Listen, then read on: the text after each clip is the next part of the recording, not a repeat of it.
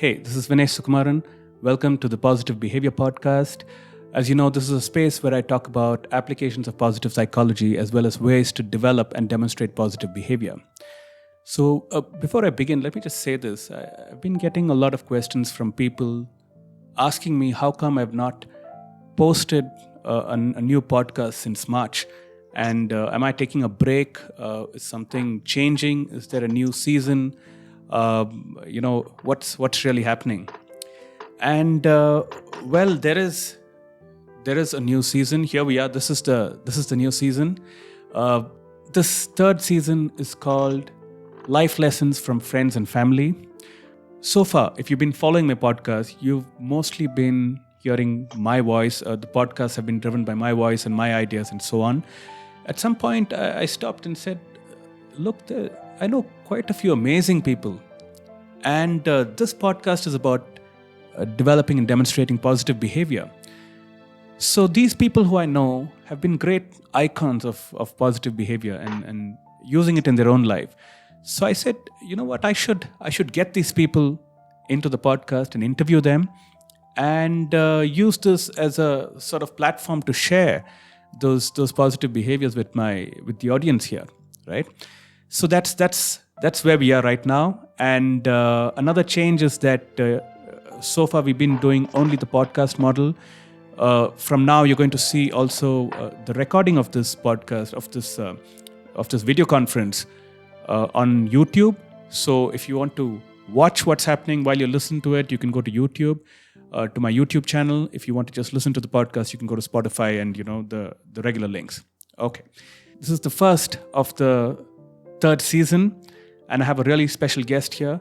She's someone who I've learned a great deal from. She's also a great friend.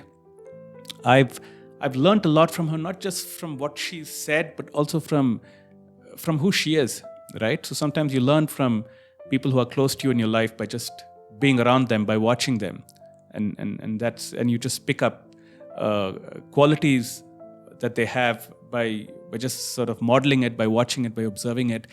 That's really what happened, and I thought I should bring her here into this podcast. Her name is Sajla Sinha. She's right here. I'm going to allow Sajla to introduce herself. Okay, so Sajla, welcome to my podcast. Thanks for being here. Before we begin, you want to just say a few words about yourself, or give this audience here a brief introduction to just have some context? Thanks, Vinesh. Hi, everyone. My name is Sajla Sinha. I'm a single mom. I have two daughters, one 21, the other one 16. The older one is in a university in her final year in UK, University of Warwick. And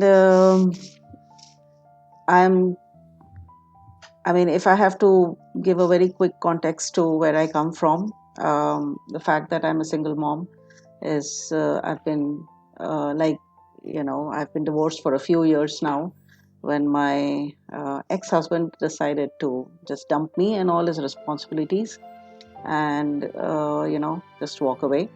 And since then, I have been shouldering the responsibility for not just my father but also my two daughters. How did I get about doing this is a long story, which maybe as we talk, we will come across many of the gates that I opened, which kind of had closed in my life. I am working now. I wasn't when I had taken a sabbatical, and now I'm working, and I think I'm doing a great job, as I have been rewarded and remunerated for the same. And briefly, I'm born and brought up. I was born and brought up in Jamshedpur, a small town. It's a steel city. My dad being an engineer there, and I have been raised amongst a colony of engineers, and that's how I did my engineering and followed by MBA. Initially, as soon as I finished my education, I joined and started working, and as an executive assistant to the president of an automobiles company. And I was later on moved to Germany for a year, and I have worked there for some time before I came back. Uh, yeah, and then I kind of had taken a long sabbatical to bring up my two children. Post that, I picked up the threads again once this happened in my life. Hmm. Thanks, Sajla. Thanks for that uh, good introduction about who you are and where you come from, what's happened in your life, and uh, that backdrop. So, before we get into other things, one of the things that I want to ask you about is leisure. This whole idea of leisure is quite important in positive psychology. This podcast focuses on applications of positive psychology. So, what's your idea of leisure? What's your idea of what you do to have fun? What's your idea of enjoying yourself? And I'm obviously talking about things outside of work. Yeah. So I have been accused of being a workaholic by my kids and my friends, maybe. And people do think that I don't know how to have fun. Because for me, if it's not office, it's even outside, it's the house, the things around me that I always want to be in a particular manner. But actually, that's leisure for me, even if it looks like work to others. But if it's something that gives me enjoyment, if it gives me satisfaction, then I would like to call it you know leisure. But having said that, yes, I do love watching movies, especially movies which have a happy ending, a successful ending, um, something from the sports genre mostly, um, because it shows the struggle and then the final, achievement of the goals that the person set out to achieve. These things give me inspiration, so I love watching movies, yes. And I like to go deep behind what drove them, or how they stayed positive all throughout, to be, or having that belief that they will um, achieve their goals.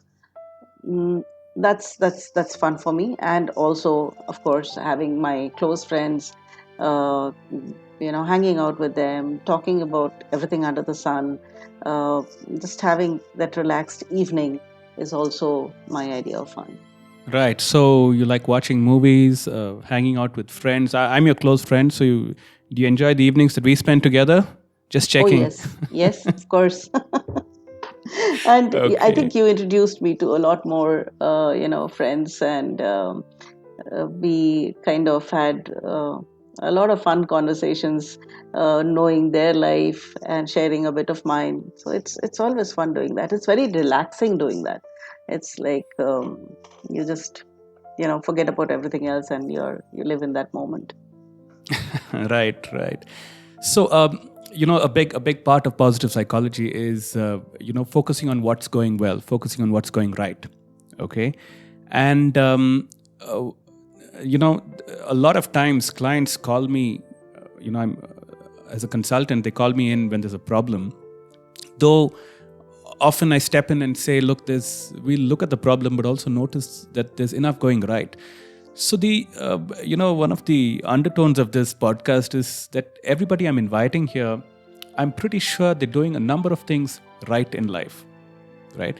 And you've gotten to where you are today. You've got this amazing job. You've been a successful single mom. You've had this whole work and background, behind you, and so on. So, what do you think are some things that you did right in life?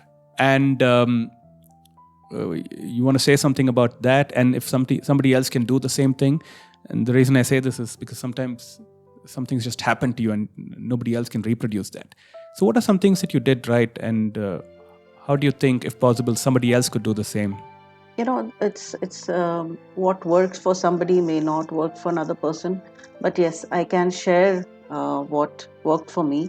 One of the things is, I had a lot of so I had to put my daughter through university, uh, and there were a lot of obstacles where my ex-husband, of course, never showed up. As I mentioned earlier, he just dumped complete responsibility. And here I had a daughter who was looking at a dream, university to go to attend the course there, and obviously looking up to me to somehow make that happen. And I think all throughout this journey, now she's in her final year. Uh, I feel a lot of things just worked for me at the right time was because of my belief that it's going to work out. I knew that it was like a slip between the cup and the lip. But I always believed that I'm not going to let that slip happen, or that it's going to work out. It's going to work out. That constantly kept running in my head, and I refused to focus on the things that could go wrong, and which would not allow me to get where I want to be. So that mindset, it's very difficult. As I said, as you know, it's you look at a green pasture and you keep thinking that that's how it's going to remain, and it's not going to turn brown or dry up, or and even now in this, there's always a way of thinking that it's going to work out. It's going to work out, and trust me, it's something that I don't know how a person can develop that, because it comes it comes naturally to me, that I keep thinking that that's where I have to reach, and I will. Anything can happen. That's not in my control. What is in my control is, yes, my thoughts. My thoughts are in my control. My environment isn't. What's going to change tomorrow is not. Nobody knew this pandemic was coming. But my thoughts, or how I respond to each one of the problems that keep coming up, is something that's in my control. So I have two ways to go. Either sit and crib about it and feel that everything is finished, or I find a way to work around it and see if I can overcome. Worst comes to worst, what will happen? It will not happen. What you setting out to achieve may not happen. That's the worst that's going to happen. But belief is very important. I think that belief, uh, that it's going to work out, is what kept me going and will always keep me going. So I think that, and that determination not to bog down to small things, to see what are the alternatives. If you get bogged down, you will not look at the alternatives. You will not try to solve that issue and go around it and work around it and do anything under the everything under the sun that is possible to make it happen. So yes, a determination and positive approach towards everything, that's very important, I think. Nice.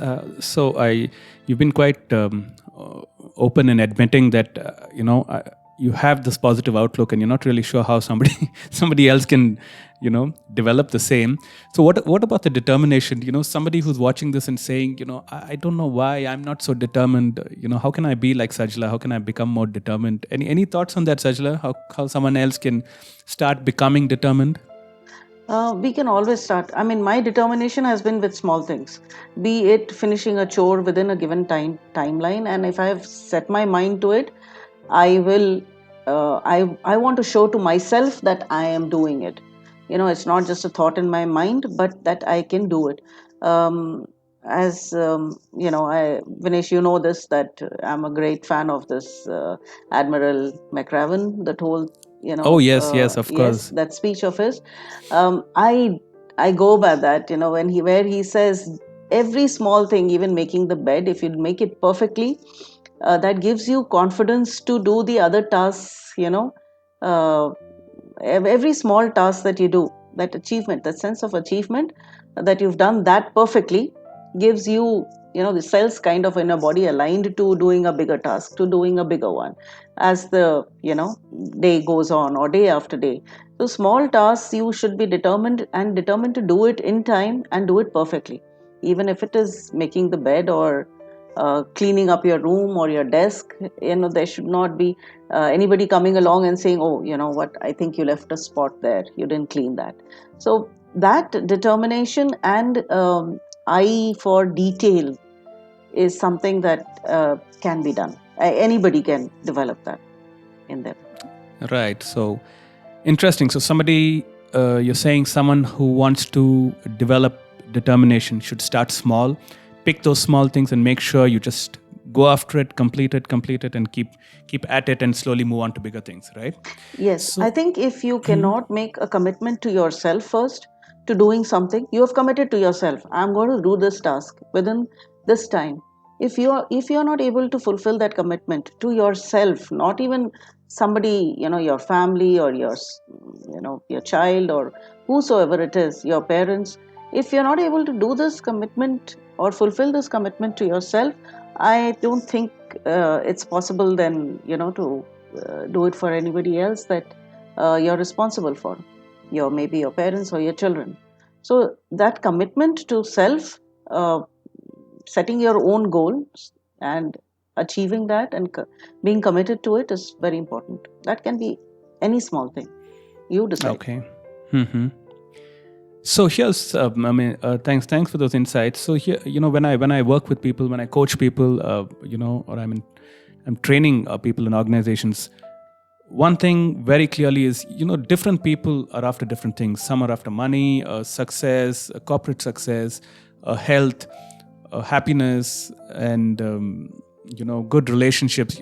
The usual suspects. Some have more unique things like adventure and so on. So, what, according to you, are some of the ingredients? What do you think people should ideally be going after? What do you think are some of the ingredients of a good life, according to you? I think fitness, physical and mental, is one of the things that one person should be after. There should not be chaos. It should be there should be calmness around the chaos that's already there, all outside. But inside you, there has to be a structure, which means that you, even if you're following a fitness regime, or you're doing something like maybe meditation, something for your mental health, uh, it should be something that's sustained, and you keep doing it day in and day out. So the other factor that comes into play here is discipline. So if you do not have discipline, then none of these things that you are setting out to achieve will happen.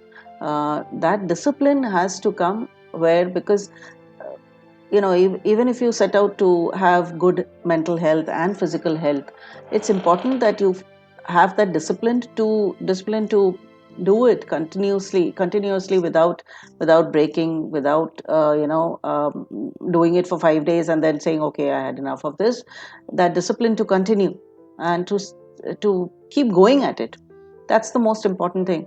I've seen a lot of people who go after physical health. They go join a gym maybe, or get equipment to achieve some physical health, but after a few months maybe they just give it up.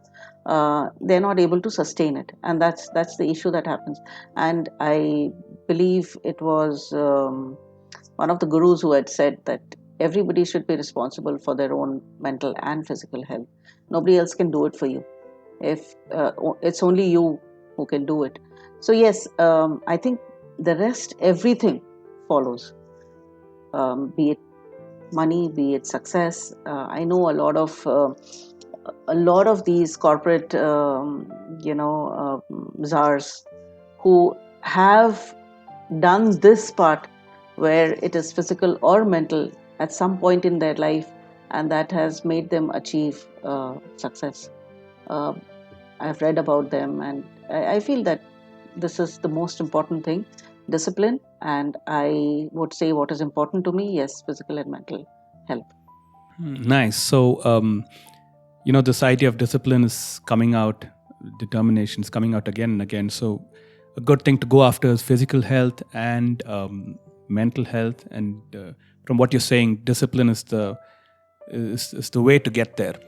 So, this whole idea of strengths is quite key to positive psychology, because when you're looking at what's working well, you're also looking at what you're doing well, and that's where the whole idea of strengths comes into the picture.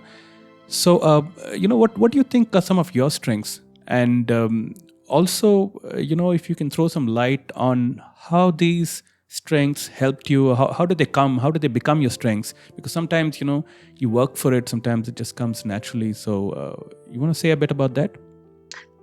Yes, again, if you ask me, I feel discipline and determination are my strengths. And I think if I didn't have that in me, it would have been difficult for me to do well at in my workplace, or be pretty organized in my personal life too. By organized, I mean that I keep my house in a certain way, and I like it to be like that. I don't like chaos around me. I like to put a structure, or organize everything. um, Even if it's as simple as, if you open the drawer where all my masalas are kept, they are all in the same kind of bottle, and they are all labeled. Anybody who walks in can just cook in my kitchen, because they are all kept in a manner which is easily available, and I feel that's important to me. And even at work, if I am where I am, I think these small details and perfecting them has gotten me there. So that's eye for detail is something I would say, yes, that's also my strength, where I try not to miss out the small things. And it's important to it again, I will go back to Admiral McRaven's speech, where he says, if you take care of the small details, the big picture gets painted by itself. So again, behind that would be, yes, discipline, being structured, being organized, being determined.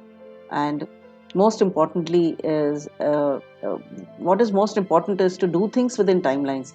The issue is, a lot of people do things, but they don't do it at the right time, which means that if the requirement is now, you do it now. uh, you can say, okay, I can do it 2 days later, but then you understand 2 days later that the ship has already sailed. So it's important to do things, so time manage your time properly. So, I mean, it's pretty clear that this whole idea of discipline, and like you mentioned earlier, that a way to develop it is to start small and then go ahead from there.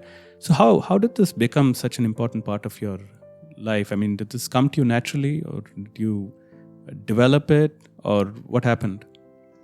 I I'm not very sure about this, but I think my upbringing had a lot to do with this. Um, my school, the place where I grew up, um, the small town of engineers, where everybody was going to this factory and working there. So time, I mean, if you have to report at a shift, you have to report at that shift. So I've seen my father doing all kinds of different shifts and doing it, you know, at the dot. I mean, time was very important. So if I told somebody, this was taught to us, right? If I said, I'm doing it at 5, or I'm coming to your place at 5, I'm there at 5. It's very important for me that, and if I'm not coming, to tell the person. So these things are basic courtesies, I think, which I kind of developed, maybe because of my upbringing. um, I would put it that at that, maybe, that it was part of my life. And I think sports in your life brings in a lot of discipline. And I was very much into sports. Sports was a very, very important part of our school life. Whether you are, good at sports or not good at sports, didn't matter. The fact that you participated and you are there, even if you're just standing and cheering at the sidelines, even that mattered. So sports was a very, very important ingredient of my life, and um, I think a lot of discipline came in from there as well. Uh, Also, I feel sorry. Also, I feel that some kind of, like, we had something called Scouts and Guides. Other places, they have something called NCC. These are, which kind of role model how an army life is, or life of a soldier is, and kind of trains you somewhat on those lines. Like in Scouts and Guides, we had camping, and so we knew some of the survival techniques, and all those were taught to us. That's also very important, because I think what runs deep into an army life is, again, discipline. and that again has to be there inside you if you want to win, if you want to conquer, if you want to you know strategize your battles properly. So, yeah. Nice. So, I can totally imagine somebody listening to this and saying, I think there are clear messages for example, parents or for people who are really young, saying, it's a good time for me to get into sport. It's a good time for me to practice the right things at home, or get my kids to do it. I'm also imagining somebody listening to this and seeing how important it is for you to be disciplined, as well as seeing how important it is to look at details. For example, if I just take these two things, discipline and eye for detail, how do you think somebody like an older person, like an adult, could develop these strengths? Any thoughts on that? So I'm obviously talking about somebody who's listening to this and saying, and who's not disciplined and who doesn't have an eye for detail, right? So what do you think such people can do to develop those strengths? I know a lot of people who, even at the age of 60, have set their mind, say, for example, at wanting to learn to play piano. And maybe they got a teacher or maybe they started, but they want to do it. They want to learn to play. Now, the thing is that if there is something that you always wanted to do in life, and it's never too late. So no matter, age is not a factor at all into bringing a certain discipline in your life. The thing is that if you do something that you love to do, and you keep doing it, uh, it will inculcate that discipline inside you. And when you see it happening in one small area of your, or phase of your life, you will replicate it in other areas also. And when you see that success happening there, uh, so age, I don't think, is a factor at all to bring in that kind of a discipline. uh,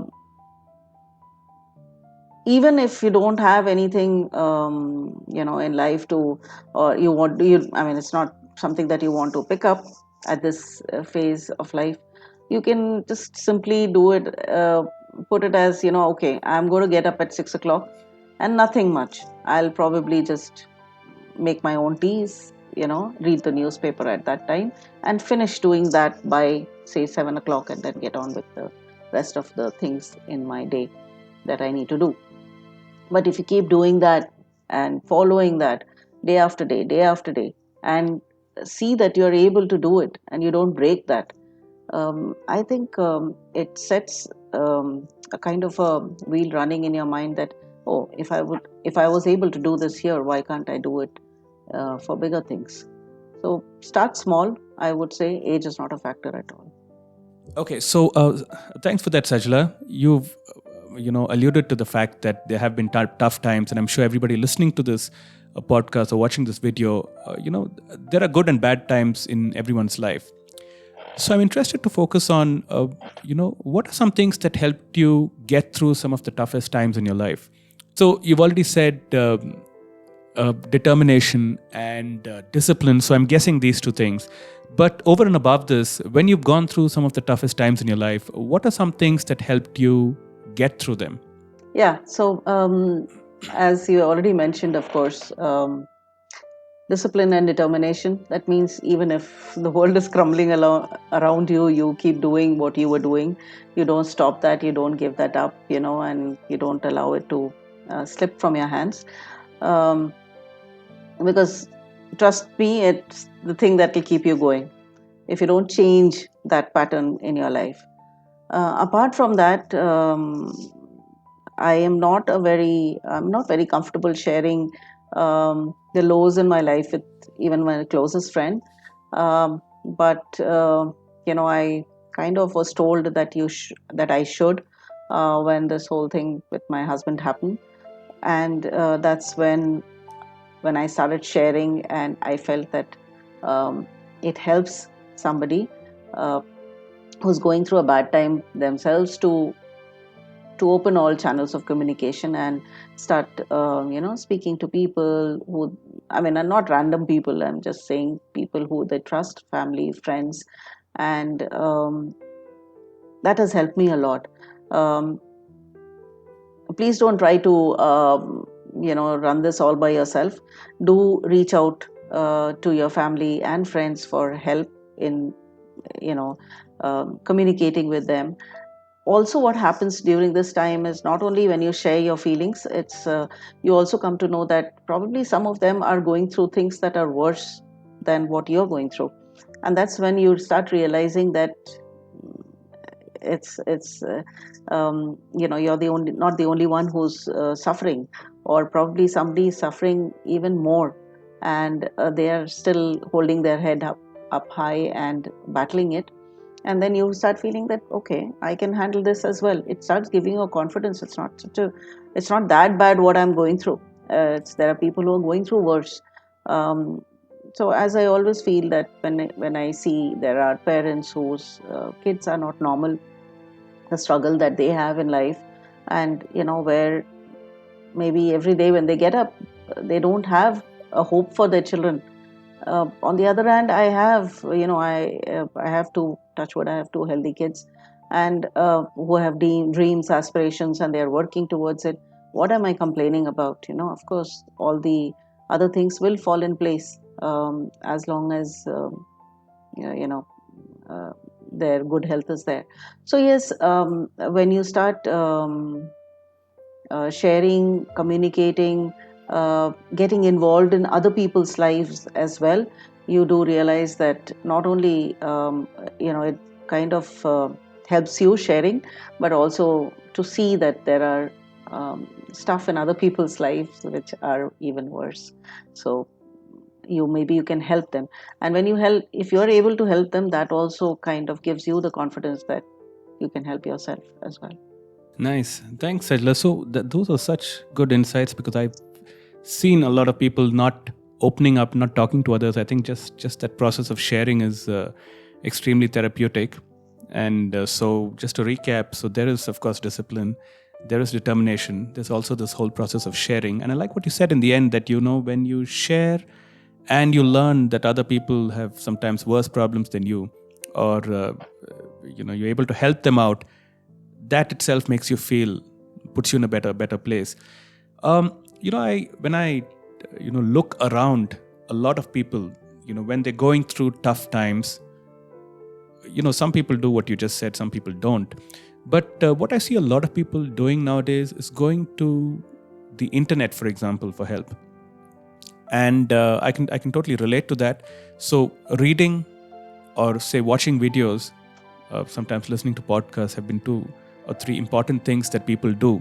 So I want to know from you, are there some movies or books that have had a real positive influence on you?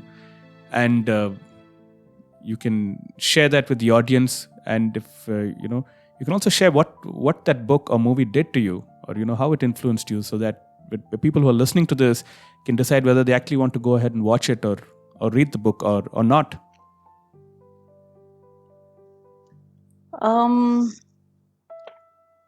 it's nice, as I mentioned, for me it is a feeling good watching movies.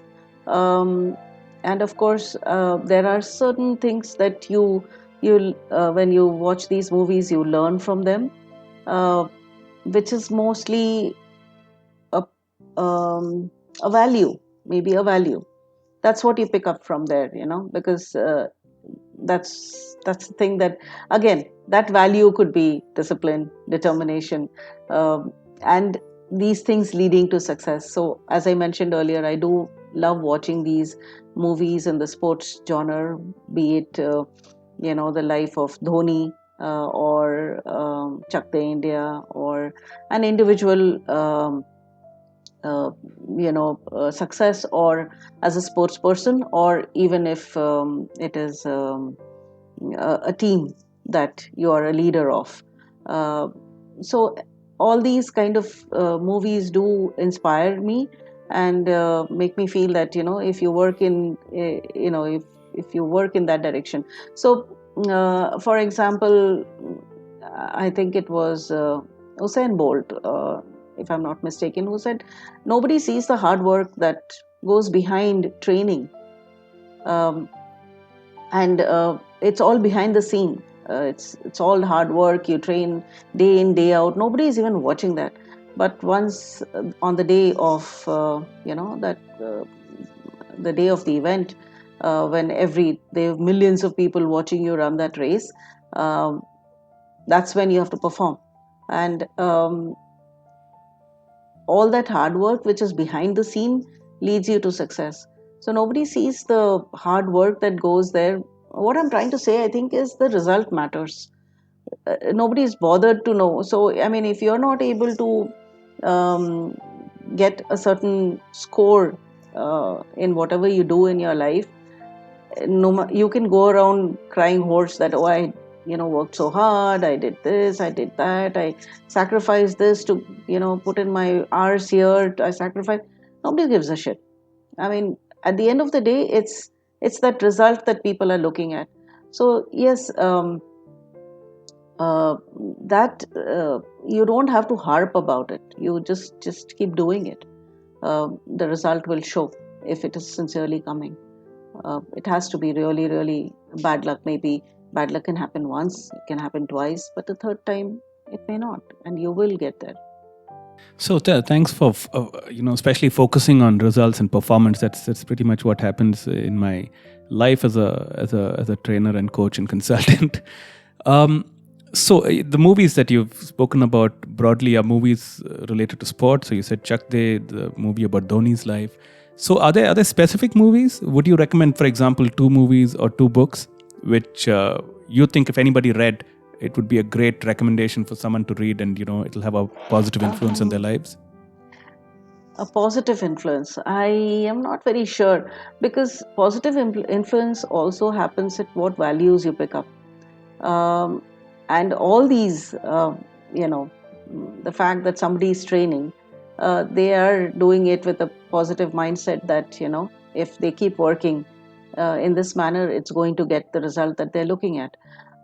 Having said that, so yes, these movies with where you have this, or even the dance ones, which um, uh, you are you want to become the top dancer, and you're working towards it. So yes, I think it's not about sports or dance or any other. It's about um, a certain pattern of going at something and achieving a success. So these things inspire me. If people can do that, yes, I would also probably be able to do it. Now about books, it's the books that I'm reading right now is also, it's nothing to do with sports as such, but it's Amish Tripathi's the Shiva trilogy, or the one that he's written on Ramayan. I have read all of them, and it's not a story actually. It is the way of life, and there are a lot of things that you can pick up from there, be it governance, be it organization, be it even a mindset or the theme of mm, running something, be it a company, or be it if you're a political person, uh, how do you run certain things. That means you have a certain set of people, and you need some kind of performance from those people. What all you can do to get that, given the time is very important. That mean, by time I mean, is what is the environment at this point of time. Like, for example, right now we are in this pandemic. In this pandemic, if you need performance from people, what can an organization do? So these books, I feel, highlight these points if you go behind it. The other thing that I like about these books, being a woman, is that he has portrayed women not as dolled up, beautiful people, but as warriors in life, who are equal to men. So he has, always kept the women protagonists in his books, be it Parvati or Sita, um, as equal to men. They have always been shown as being as um, strength-wise, um, trained in all kind of martial arts in that ways as equal to men, and they have responsibilities that are equal to men, and that's another part that I like, about his books, is the way that he's portrayed women. So, yeah, Amish Tripathi's books, Shiva Trilogy and the Ramayana. The last one is still pending, not yet come out. I was just listening to you and wondering whether that's a recommendation or you're just talking about the book. So that's pretty clear. Amish Tripathi's books. Any movie that you'd recommend? Uh, I mean, again, as I said, I think I really love the movie that they made on MS Dhoni, a guy from small town who, had a talent, but of course, the ups and downs in his life, where there was a time when he felt, he was not getting where he was supposed to, you know, and there is a scene there in that movie, which was very very touching, is the fact that he's sitting at the platform and wondering whether he should get onto that train or no. Or there are two trains actually. One takes him to where he wants to be in life as a cricketer, and the other, takes him to being the ticket collector that he was when he was working in railways. So he's sitting there and he's wondering which train to take. He has to sacrifice one to take the other. So that was beautifully portrayed. And yes, I think that kind of, it's not about a cricketer. It's not about sports. It's just about life, for different people, and you can imbibe that. So yeah, I think that movie is worth watching. All right. So that's pretty clear. MS Dhoni's movie. Okay. So just one last question, Sajla, which is about, most people who I coach, and especially the ones who I coach where I do leadership coaching or even other forms of coaching, people are always after something, whether it's achieving a goal or reaching some form of success, or sometimes just reaching a certain feeling. So people are always trying to feel good, and I'm just wondering what that feels like for you.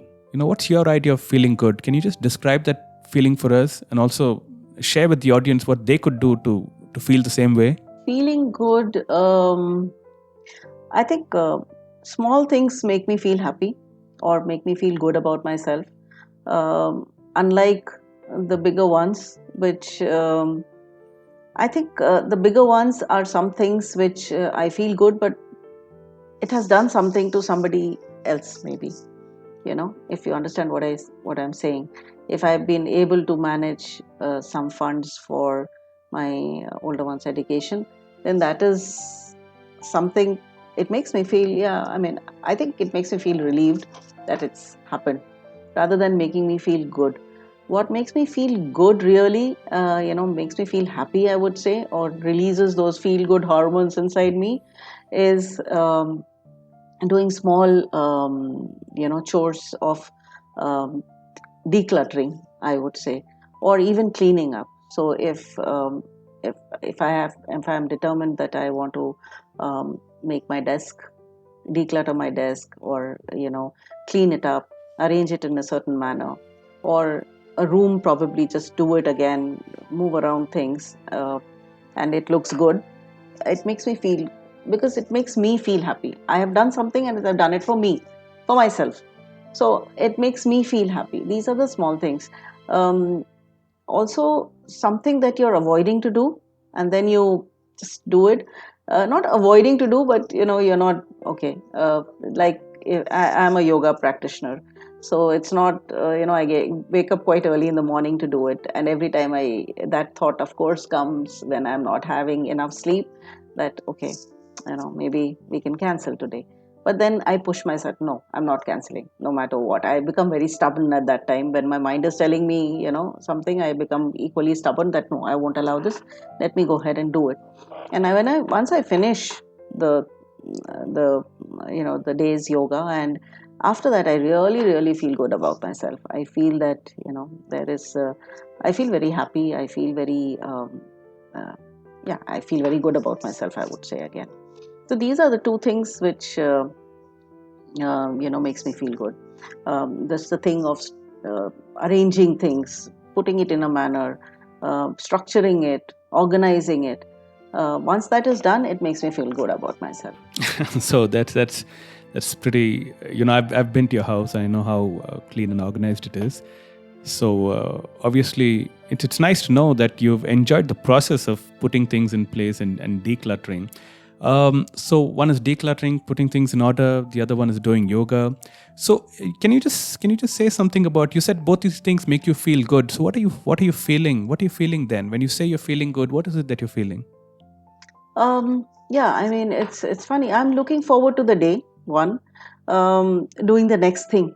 It's like um, it's making me eager to do the next thing, rather than looking, oh God, I have to now, start. No, that's not how it is.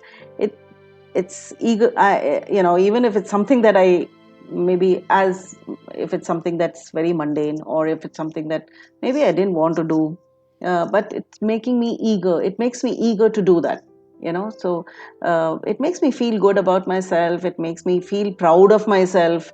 I feel really that these small achievements makes me feel that I feel I start loving myself a little bit more. I feel I'm a you know I'm the person that I want to be. So it makes me feel proud. It makes me feel that I love myself. Actually, I would say that I start loving myself a little bit more, um, and I start looking up to myself a little bit more, which I think is important. Wow, that's so nice. So, for you, feeling good essentially means loving yourself a little more, looking forward to the next thing, and also from what you said, there's some amount of automatic or default motivation that kicks in, which makes you look forward and go towards the next thing, and you feel good about yourself. Nice. And the way to do it is yoga and decluttering. So I'm pretty much done with what I wanted to ask you, Sajla. Is there anything else that you'd like to share with our audience to just give you an idea? Mostly, what I see people who listen to this podcast are people who are into some form of self-development, who want to get better at something, want to learn, or just listen to positive, inspirational ideas. You have anything else to share with the audience? I'll be happy to hear you out. Um, I'm not very sure, Vinesh, what my audience is going to be, but where I come from, I have teenage daughters, and um, the other one is a little more than a teenager, the older one. So they have I have seen similar like my friends, moms like me, who are dealing a lot with the mental health of the kids now, and yes, that is something that's a struggle for all of us. Um, I feel that the times have changed. They are not how as simple as it used to be probably when we were growing up. And there's a lot of clutter. Again, there's a lot of clutter in their lives. There too many things. I mean, one phone has everything under the sun in their hands, and they don't know where to go. And they don't know if what they're doing is right. Sometimes having a choice of too many things is also not good. Sometimes having too many options is also not good. So yes, every parent is going through this, but I think most of the kids today have these issues. I don't know, there is no formula for this, each one to themselves, but I think what is most important is that please don't ignore it, address it, talk about it, communicate, and uh, unlike looking, it should not be that you just brush it under the carpet, that as trying to say that it doesn't exist till the time it becomes too late. I've seen things in life which shouldn't have happened uh, because of this, and where parents are clueless what struggle the children are going through. So you don't know. Yeah, even I don't know if I while when I'm addressing this, whether I'm going to achieve, or have I achieved success or not. These are things that keep happening at different points of time, and my kids have been through. I mean, they are part of a broken family, so um, they don't have a father figure in their life. So there are a lot of issues from that. But there could be other issues in other children's lives. Having said that, I feel it's very important that you take notice of it, address it, talk. Please communicate. That's all. Mm, You and don't expect success that it is good. The outcome is going to be, oh, miraculously everything is going to be in place. No, but I think the process, just be in that process, just continuously be in that process. Nice. Thanks, Sajla. I mean, I'm speaking at a mental health conference later this month. I think I should bring some of these ideas out because I like what you said about when you notice it, don't ignore it. And the whole idea of, digital decluttering, because so much of disturbance nowadays. So, folks, if you found this podcast interesting, you can share it, subscribe to it, follow it. If you have something to say, if you want to respond to what you just heard, you can go to my website, vinaysukumaran.com. You'll find my coordinates there. You can write to me, message me, email me. If you're watching this on YouTube and you want to share, your own strategies or positive behaviors and life lessons, your own life lessons to other people, you can put it in the comments below. If you want to respond to what Sajla Sinha just shared, you can put it in the comments below, or you can write to me directly. Thank you for listening, and I will see you soon. Thanks so much, Sajla, for being here. It was such a fantastic set of insights, almost back to back, and I'm sure the audience is going to benefit from it. So I think I'm really happy with what I heard in terms of providing value to people who are listening to my podcast and who have been following my podcast and channel. So I hope, and I'm sure they're going to feel the same. Thank you very much, and Thank you. look forward to seeing you soon. Thank you. Thank you.